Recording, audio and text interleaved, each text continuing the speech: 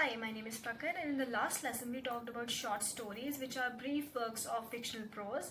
Now we're going to talk about longer versions of fictional prose, that is novella and novel. In the last lesson we already established the difference between the three, that is the length of each of the work. And now let us discuss novella and novel in detail.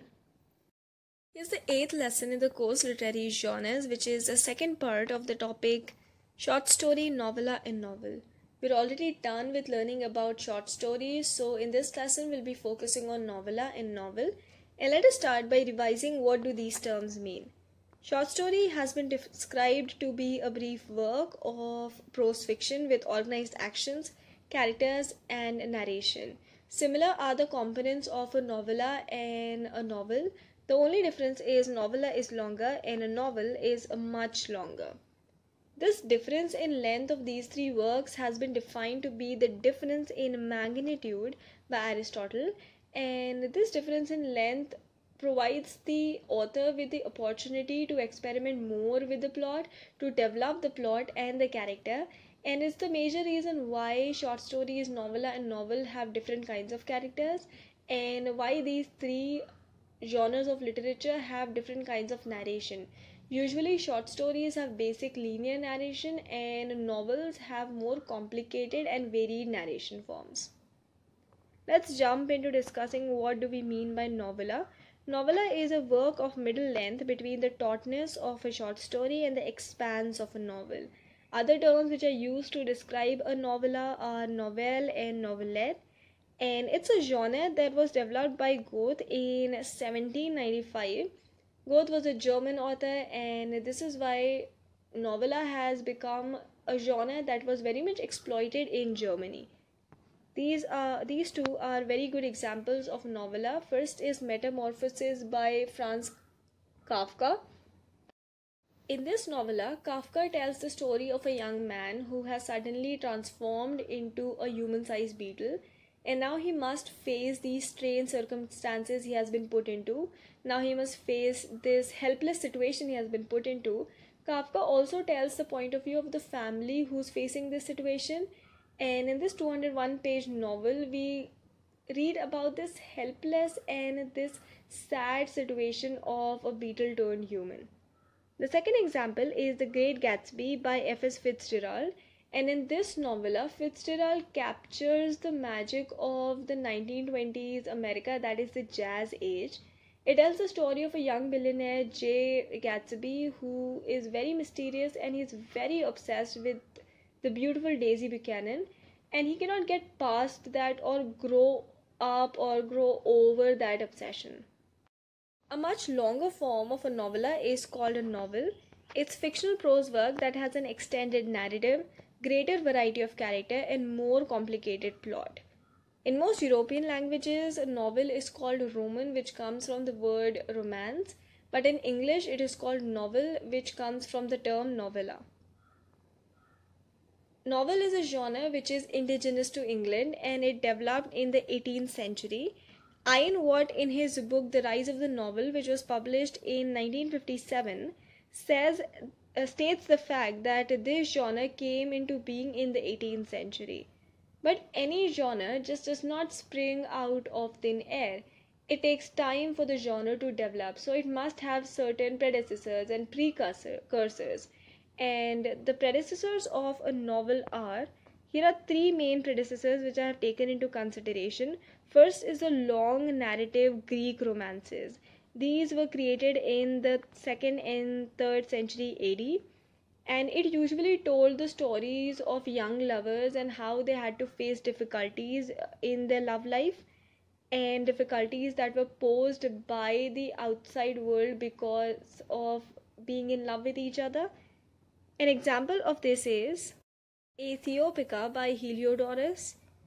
Second predecessor can be considered to be picaresque narrative that was developed in 16th century Spain, and this narrative is written in a pretty realistic manner, and it is episodic in nature. And what do we mean by the word picaresque is something that is relating to an episodic style of fiction dealing with the adventures of rough and dishonest but an appealing hero. So the hero in this sort of narrative is not very perfect. The third predecessor which can be considered is 17th century genre character. Character is a brief sketch of typical personality or a way of life. Taking inspiration from these forms, there were certain pioneers who were the first to develop the genre novel. First is Daniel Defoe. Daniel Defoe wrote Robinson Crusoe and Moll Flanders, and these works are called the first novels of incident. Second is Samuel Richardson, who is known to write the first novel of character, or as we call it, psychological novel. His novel Pamela is extremely famous. It was written in 1740 and it is an epistolary novel. Epistolary novel is a novel which has been written in the form of letters written between the characters of the novel. Another novel by Samuel Richardson is Clarissa, which was written in between 1747 and 48. The third pioneer is again which we discussed in the precursors of a novel, that is 17th century characters.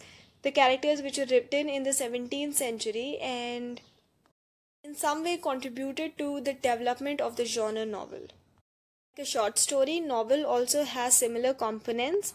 A novel heavily relies on its characters, the setting, the plot, conflict, and theme. All of these 5 things we have discussed in detail in the last lesson, so I won't dive into their detail again. Just briefly cover them. A character in a novel is a person about whom the story is, or the person who are around the main character, that is the protagonist. There are 2 kinds of characters, flat and round, and they're differentiated on the basis of the fact whether they develop throughout the course of the story or not.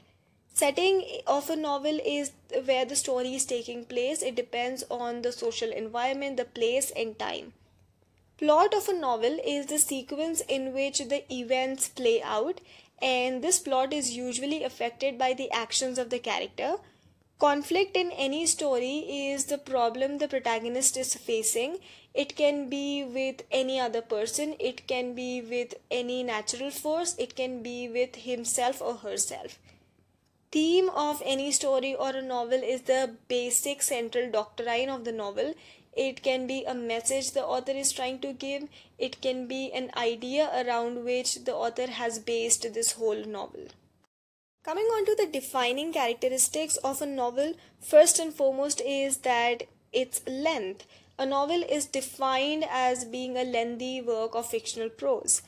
Second is that a novel usually has an engaging and an evolving plot. Third is it usually has character development, at least that of the main characters, at least that of the protagonist and the antagonist. Fourth is novels usually practice varied narration techniques. They can have simple linear narration, they can have complex narration. An example of complex narration is the stream of consciousness method, which relies heavily on the inner workings of the minds of the characters. So it forms a very important part of a psychological novel. Novels can be put into 2 broad categories. First is realistic novel and the second is novel of romance. Realistic novel is described as a fictional attempt to give the effects of realism. Realism is a philosophy which says that art should be a representative of the real world. It should show the realistic picture of the world. It's right there in the name. Conventions of a realistic novel are that the story is represented by complex characters rooted in social class, and these characters operate in a developed social structure and they undergo everyday experiences.